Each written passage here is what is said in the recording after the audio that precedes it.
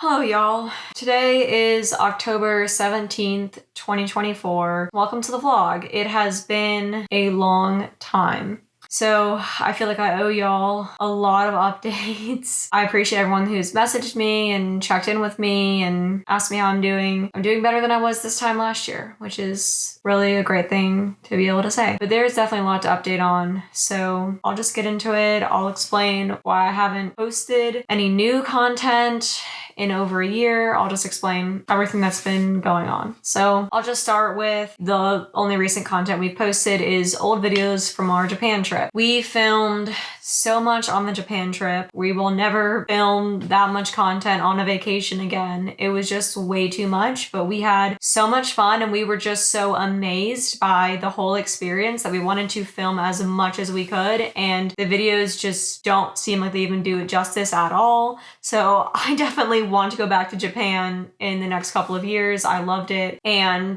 the trip just went so much better than I thought with my health and everything. When we got back from the trip and we got back to normal life, the first thing I want to say is when we got back from the Japan trip, I started a new job. I like it more than any job I've ever had because it's more challenging than any job I've ever had before. But at the same time, it is a lot. It is probably the most grown-up job that I've ever had. As I think a lot of y'all know that for the first 4 years of my career, I worked at a car rental company, and that job was very much, it was hectic at times, but it was very much you clock in, you clock out. You don't ever think about work outside of work, and I really didn't. And then the first year outside of car rental, I was at the same company, but I was doing just an admin job. There really wasn't a whole lot of stress, which was good because I was so sick. And then right when we got back from the Japan trip, I took on this new job with way more responsibility, and it definitely affects me a lot more on a daily basis when it comes to mental energy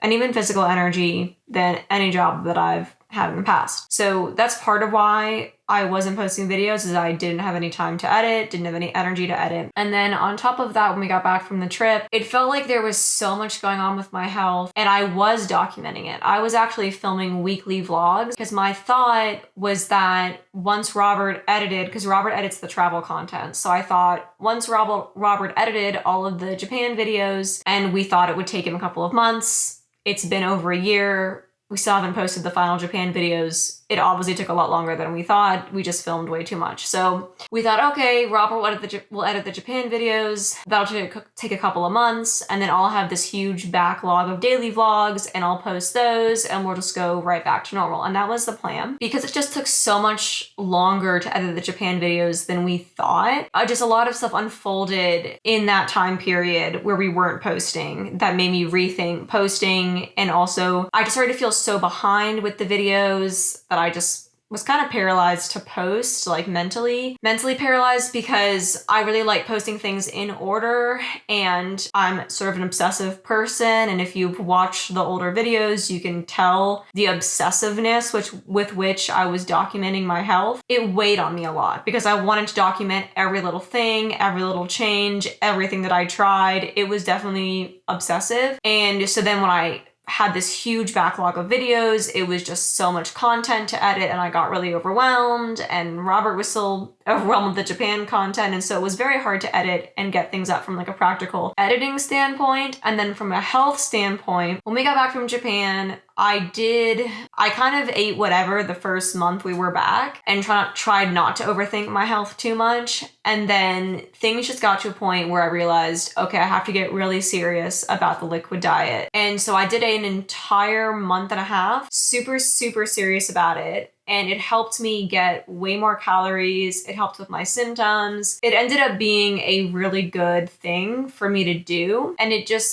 got me to a point where I could tolerate more calories and more food. And I have heard that or read that sometimes people that are dealing with kind of stomach function issues, because as I've said in the past, I've never been formally diagnosed with gastroparesis, but I have some of the symptoms of it. And then I have some of the symptoms of different stomach issues that my GI, has mentioned, and those are all in past videos. But I have read that people who have issues with stomach accommodation and stomach emptying and just generally their stomach working properly, which was what I was dealing with, sometimes if they do a period of a liquid diet or they do a period of different type of feeding, that it can really, really help and kind of somewhat reset things. And that was my experience after the liquid diet for that long. And it was a high nutrient liquid diet as well. So it was like tons of blended soups with like fresh fruits and vegetables. I was just getting like more nutrition than I had gotten in a long time. So many fresh fruits and vegetables in blended form. It ended up being super, super, super good for me to do fully liquid diet. Because I had always flirted with a liquid diet, but I'd never completely done that. So I did that. And then when I came off of that, I just slowly transitioned off of it. So I started by having a solid dinner, and then maybe I would have solids at lunch. And I just slowly transitioned to eating more solid foods over the course of the end of 2023. And by adding more salt and treating the dysautonomia. And I know now from finally meeting with an electrophysiologist, which I can talk more later in the video, but she thinks that a lot of my GI issues were because my GI system as a whole, so like my stomach, small intestine, and large intestine were all collectively not being perfused properly with blood due to my dysautonomia. So there was a loss of function due to that. So she thinks the dysautonomia was a huge, huge, huge factor in my motility issues, especially because doing the increased salt and the increased salt water over a period of many months finally started to improve my GI issues. Like for so long, I did not think that doing the salt water was going to change anything for my GI issues because it just took so long to see a difference. It took basically from March when I started it, or I guess it was May that I finally saw the cardiologist, or did I see them in March? Anyway, it just took so long after it took months of salt water and added salt and, knowing about the dysautonomia to start to feel that difference with my GI. And so it took me so long to realize that it was helping, is what I'm trying to say. So the liquid diet and then slowly transitioning off of it helped. Treating the dysautonomia helped. And also at the end of 2023, I had two sort of new issues pop up that took away my focus from just like the GI functioning issues. I was having a ton of allergic reactions at the end of 2023. I was reacting to all different type of fruits. I was reacting to different protein powders. I think the liquid diet kind of exasperated it because with the liquid diet, I was eating really repetitively, like the same protein shake every day and some of the same soups and things like that for long periods of time. And so I think the repetitiveness exasperated it. And I saw an allergist and she did a bunch of blood testing. And we never really got to the bottom of the allergies. I just have an EpiPen now, and the allergic reactions also eventually started to improve. So we never really got to the bottom of that, to be honest. It was really scary while it was happening. I made a bunch of videos about it that I never released. Yeah, it was just very scary, and we don't have answers on why I had like this period where I had allergic reactions. We don't have answers about that, but I have an EpiPen and I have a lot of allergy meds in case things get bad again. So that's still an unanswered question. I think it's related to the dysautonomia to some extent and to EDS, which I was also diagnosed with this year, which I will get to in a second. But yeah, we don't have a clear answer as to why I was having intermittent allergic reactions. So that was happening. That was super scary. And it was so scary that I really couldn't have time to edit content or anything because I was just so scared of when I was going to react and what was going on. So that was happening. And then at the same time, I had anemia. And I also had low hemoglobin and low iron. Like all of the things related to iron in my blood were super low. And so I was very fatigued doing this new job. Just all the stuff was going on. At the beginning of the year, I got some blood work done. My ferritin was 3, which it's supposed to be like a lot higher than 3, which is my iron stores. So I had basically like no iron stores. I don't even know what level my blood iron was because it was so low. My hemoglobin was at like a 10, so my blood wasn't getting enough oxygen because there wasn't enough it was just a mess with my iron. So I was really fatigued at the beginning of this year. It felt like I had the flu all the time. So again, I'm putting my focus into this new stressful job. I'm not focusing on my YouTube I basically stopped making videos about my health in 2024 because I started the year so anemic. Like it felt like I had the flu every single day. And so I started working from home a ton. I got a laptop for work. I got some like somewhat accommodations. Very few people at my company really know about this whole situation, but you know, I started working from home quite a bit, and that allowed me to still be productive at work, enjoy my job, but also like manage my symptoms. So I eventually got a primary care doctor who was amazing. A lot of this happened in March. I got the primary care. I also got to see a rheumatologist, and I got an iron infusion because basically all of my levels were so low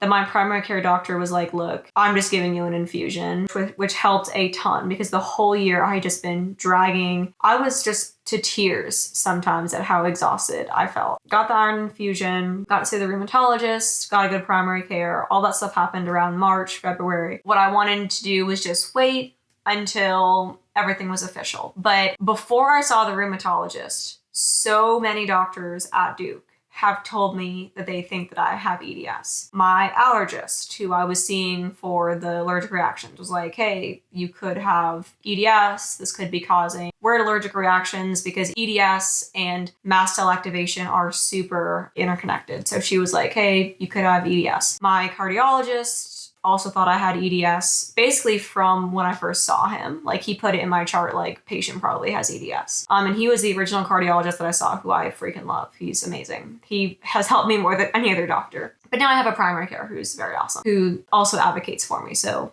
that was also amazing. And her office is 5 minutes from my house, so I can get blood work really easily and all the other stuff that I've needed access to. Anyhow, he thought that I had EDS. Then before I saw the rheumatologist, I saw a gynecologist at Duke just for a regular appointment because my old gynecologist had stopped taking my insurance, and he was a male gynecologist, so I was super nervous about it, but he ended up being cool. He was like, hey, my wife has EDS and you remind me so much of her, the issues that you have, all the stuff in your chart. And he actually thought that I had sought him out because he knew about EDS. He was like, your chart just screams EDS. And he was like, did you seek me out because you have EDS? And I told him, no, you were just the one that had availability. Like I just ended up in your office. And he was like, yeah, you probably have this. So when I got to see the rheumatologist, I'm pretty sure every single doctor had put that they think that I have hypermobile Ehlers-Danlos Syndrome. And so it was all over my chart by the time that I got to the rheumatologist. And the rheumatologist that I saw, he was very elderly, which is fine. He definitely was very, this is my process, this is my way.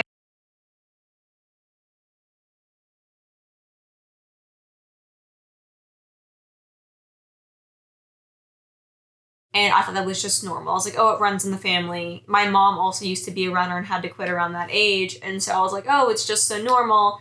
Our family can't run past like the age of like 18. But when I think about it, that's not normal. Like, that's just so not normal, especially for people who do cross-train. I mean, I lifted weights, I cross-trained. There was no reason that running should have made my body feel like it was falling apart at 19. And then there were just so many other weird things that happened that I could make a whole other video about in terms of weird joint things and joint pain that I deal with. But like I said, always thought it was normal, so I never really paid attention to it. I just tried to ignore it. But my joint pain had gotten a lot worse, and I had more dislocation.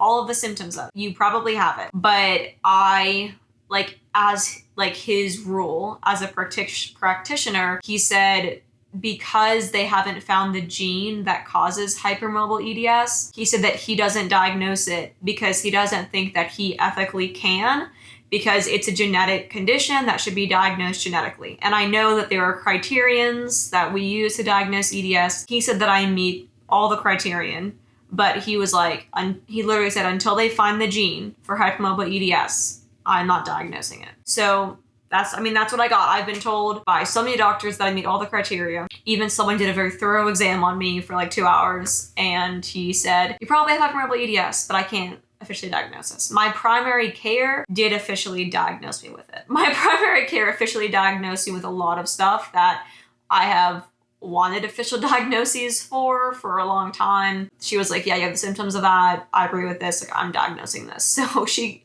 helped me out in terms of just formalizing everything and allowing me to get better care. And so when she saw the rheumatologist's notes, she said, so you have all the criteria. And I was like, yeah. And she was like, okay, well, maybe in his practice, he won't diagnose it, but I'm diagnosing it so that you can get like the care that you clearly need. I have been officially diagnosed with it by my primary care, if that makes sense. It was weirdly anticlimactic. I had been really thinking that I had EDS, for hypermobile type EDS, for a long time. There's someone in my family who has it. My mom has a lot of symptoms of it. It just kind of makes sense with all the issues that I'm dealing with. The other thing that I do want to say, and I could make a whole other video about this, I think other creators have made videos about this and done a better job than I would, so I might just link those videos below. The comorbidities for hypermobile EDS fully overlap with the comorbidities for hypermobility syndrome. So even if I wasn't diagnosed, just being hypermobile means that I could have all the issues that I have. The dysautonomia, the GI issues, the joint issues. So yeah, saw rheumatology, got the iron infusion. The iron infusion improved my energy a lot. When I had more energy, I really didn't want to put it towards the vlogs because I had been away from the vlogs for so long. I didn't really know what to say or where to start. I also wanted some distance from recording everything. It's really easy to be critical of of your past self, at least I find. And when I go back and watch the vlogs from a year ago, I do feel compassion for that person, but I also feel sort of judgmental for that person. She was just so sad and so obsessed. She was going through so much. I got a lot of judgment from friends and family for putting on the internet what I did. I don't regret it. I may take some of the videos down, maybe some of the more dramatic ones. I'm not sure. I know they help people, so I might leave the more informational ones up. I haven't really decided, but like at the time that I was posting those, a lot of friends and family were like, why are you doing this? This is so weird. And my response was, I want to help people. I want to share what's going on.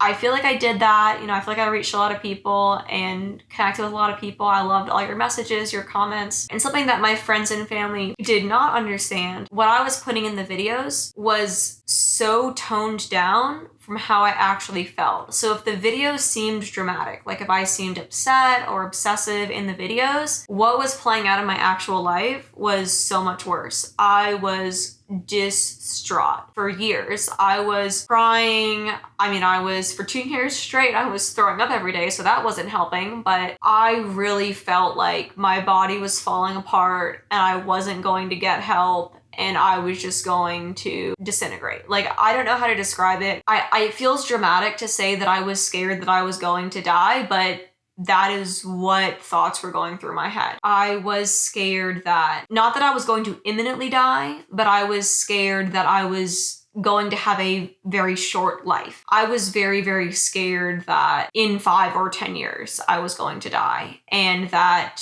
doctors would not help me or care. It feels dramatic to say that now, but that is how I legitimately felt. I was totally convinced that there was now a clock ticking and I was dying. Like, that's how I felt because of how much pain I was in and just how awful things felt in my body. And also because things had been progressively getting worse for years. So it kind of felt like what I was afraid of was justified because things had been getting worse for so long. I'm happy to say that I feel like things are getting better, but I also think that I'm evaluating things from a more objective place rather than from a terrified place where I'm convinced that I'm dying. Like, I'm not in that place anymore. I have a more accepting, measured view of everything. That might be also why I feel like things are better, even if they aren't that much better, because I'm just having a different perspective. And I'll try to explain that a little bit more, but getting space from the videos, getting space from documenting every little thing just gave me space to think and focus on other things in my life, focus on time with friends and family, different hobbies like cooking or art. I started getting into yoga. I joined a yoga studio in March and I started getting into doing yoga. I haven't been going as much in the past few weeks because I've been in a flare with my dysautonomia, and so I've been feeling too sick to go. I was going a lot in the summer and I was building strength and I was feeling really good. So I was just focusing on a lot of other things, just kind of processing everything that I went through with all the doctors and the tests, and just took space. It just allowed me to just accept where things are. Also, I have been dealing with chronic illness symptoms for so long now that it's to the point where I don't remember how things were before. So once you get to the point where you don't remember how things were, it's kind of hard to be as distraught because you kind of eventually finally get to a new normal, and I am there. I don't compare the way that I eat now to the way that I ate before. I don't compare my energy level now to my energy level from before. I think the thing that I am most upset about or most sad about is that my joy for food and eating has never returned. So I can eat a larger variety of foods than I could when I was really sick, like this time last year, but I don't love food the way that I used to. I still enjoy cooking, and cooking tasty meals at home is the best way for me to get myself to eat enough, because I'll cook like a really yummy meal and then I'll be like, okay, I spent all this time cooking it for myself, I'm gonna eat it. And I tend to cook meals that are easier to digest, so I don't really eat any raw vegetables. I limit my legume consumption, all of the stuff that you do when you have digestion that doesn't work super the best. I do all of that stuff still, but I do eat,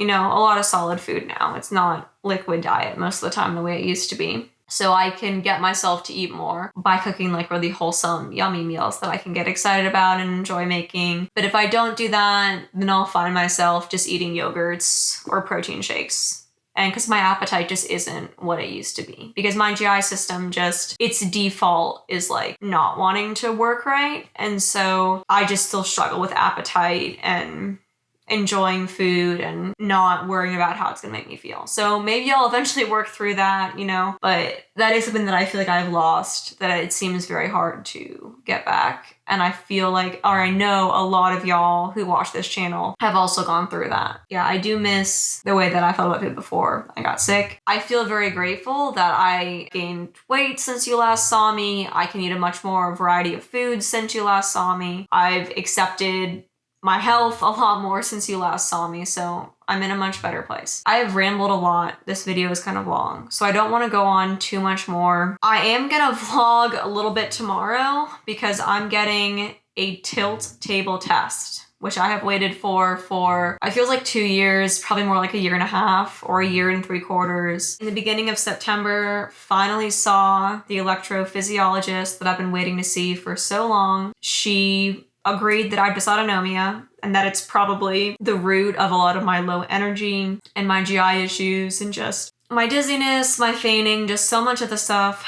that I go through on a daily basis. So she wants me to get this tilt table test so she can kind of figure out more about my dysautonomia, because my biggest issue is blood pressure rather than heart rate. And so she doesn't think that I have POTS, so she'll probably diagnose me with a different type of dysautonomia whenever she does figure out what it is. But yeah, nobody thinks that I have POTS. They all think that I have some sort of different type of dysautonomia. Anyway, I'm getting that test tomorrow.